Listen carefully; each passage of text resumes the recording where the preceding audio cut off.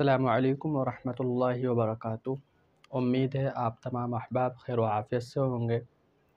हमारे YouTube channel अंदाज़ कुरान में आप तमाम अहबाब को खुशामदीद है।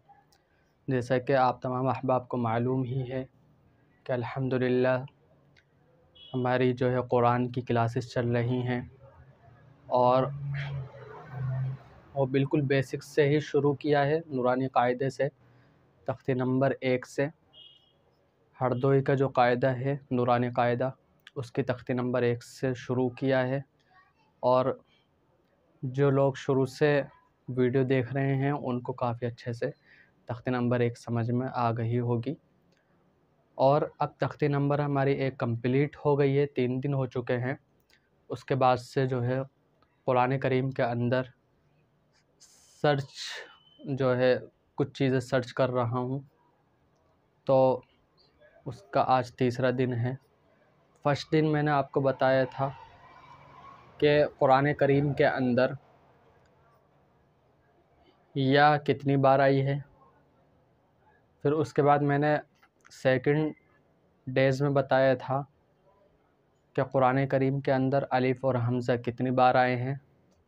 और कल मैंने बताया था कि कुरान करीम के अंदर सूरतें कितनी बार आई हैं, मक्की सूरतें कितनी बार आई हैं और मदनी सूरतें कितनी बार आई हैं, और ज़बर कितनी बार आया है, ज़ेर कितनी बार आया है, पेश कितनी बार आया है। ये कल की वीडियो में मैं बता चुका हूँ। और आज की जो रिसर्च है कुरान करीम के अंदर वो है कि मद कितनी बार आया है, तशदीद कितनी बार आई है और नुक्ते कितनी बार आए हैं।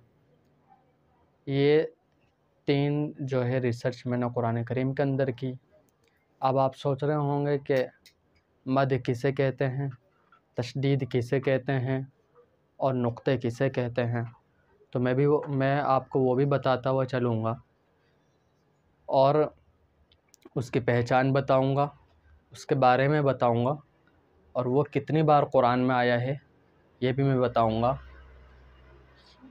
वीडियो को शुरू करने से पहले जो हज़रात हमारी वीडियो में, हमारे चैनल में नए हैं, वो चैनल को सब्सक्राइब कर दें, शेयर कर दिया करें।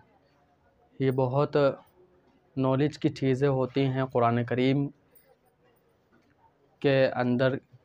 ये सब रिसर्च करना, इसमें काफ़ी टाइम लगता है, इसको ढूंढना, इसमें काफ़ी टाइम लगता है। तो ये सब चीज़ आपको भी पता चल रही हैं अल्हम्दुलिल्लाह। और मैं ये चाहता हूँ कि आप लोग भी कुरान में रिसर्च किया करें। बहुत मज़ा आएगा जब आप कुरान में रिसर्च करके फिर उसको पढ़ोगे। जब आपको पता होगा कि पूरा कुरान में कितने रुकू आए हैं, आपको पता होगा पूरा कुरान में कितनी आयतें आई हैं, आपको पता होगा पूरा कुरान में कितने सजदे आए हैं, आपको पता होगा पूरा कुरान में कितनी सूरतें आई हैं, आपको पता होगा मक्की सूरतें कितनी हैं और मदनी सूरतें कितनी हैं। तो जब ये चीज़ें आपको मालूम होंगी, फिर उसके बाद आप कुरान पढ़ेंगे तो और भी मज़ा आएगा। तो स्टेप बाय स्टेप हम जो है सारी चीज़ें सीखेंगे। अभी जो है तख्ती नंबर 2 शुरू नहीं की है, पहले जो रिसर्च है वो पूरी कर लेता हूँ। कुरान करीम की हर एक नॉलेज मैं आपको देना चाहता हूँ, तो उसके बाद फिर तख्ती नंबर 2 स्टार्ट करेंगे। तख्ती नंबर 2 स्टार्ट करने में ज़्यादा दिन भी लग सकते हैं और कम दिन भी लग सकते हैं, कुछ अभी पता नहीं है। लेकिन स्टार्ट करने से पहले बहुत ही कीमती जो नॉलेज है वो मैं आपको देना चाहता हूँ। तो मैं आपको बोर्ड पे बता देता हूँ कि कितनी बार मद आया है कुरान में, कितनी बार तशदीद आई है कुरान में और कितनी बार नुक्ते आए हैं कुरान में। तो कुरान करीम के अंदर मैंने पहले रिसर्च की थी, तो उसमें मुझे नुक्ते की तादाद मिली थी 1,15,030, लेकिन ये तादाद गलत है। अब मैंने जो रिसर्च की है वो तादाद है 1,56,081 मरतबा नुक्ते आए हैं। ये तादाद सही है। और नुक्ते कुरान करीम के अंदर नुक्तों की जो शक्ल होती है वो इस तरीके की होती है, ये जो आपके सामने है 1, 2 और 3। इस तरीके के नुक्ते कुरान करीम के अंदर आते हैं। तो कुरान में जितने भी हरूफ पर नुक्ते हैं वो 1,56,081 नुक्ते हैं।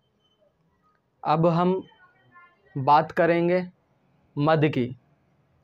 तो पहले मैं आपको बता देता हूँ कि मद क्या होता है, फिर उसके बारे में बताऊँगा कि वो क्या काम करता है कुरान करीम का, मद किस काम के लिए आता है, फिर बताऊँगा मैं कि वो कितनी बार आया है।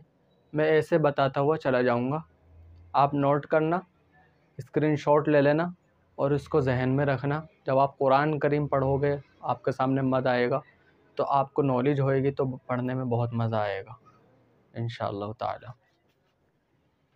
तो मद आया है पूरा कुरान करीम के अंदर। पहले मैं बता दूं कि मद क्या होता है।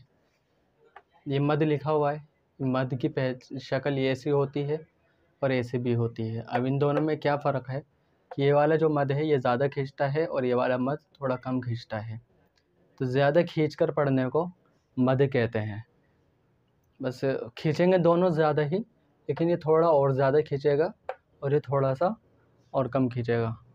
जैसे कि मैं आपके सामने एक मिसाल बता दूं कि जैसे कुरान करीम में अलिफ लाम मीम, तो लाम के ऊपर जो मद आ रहा है वो लाम के ऊपर कौन सा मद आ रहा है, ये वाला मद आ रहा है।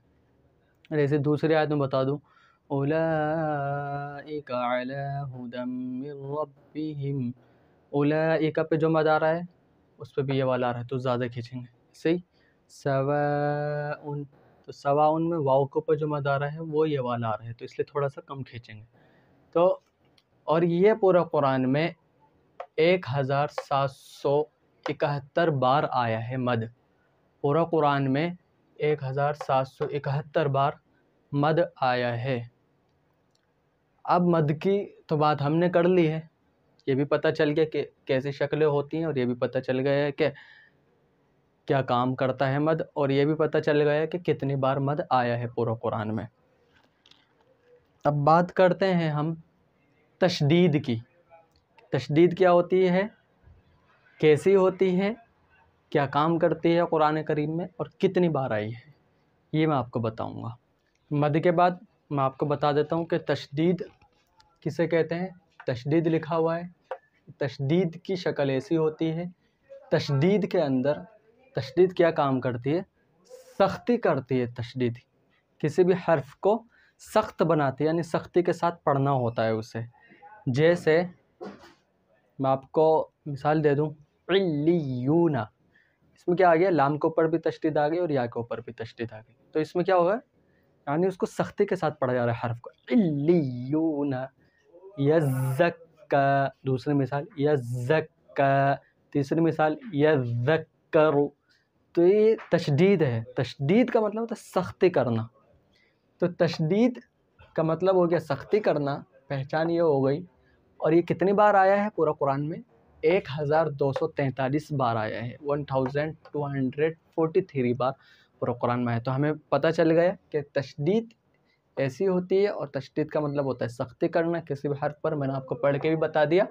और ये कितनी बार आई है, 1243 बार आई है। तो एक बार मैं बता देता हूँ आपको, मद 1771, 771 यानी 1771 बार आया है। और तशदीद 1243 यानी 1243 बार आई है।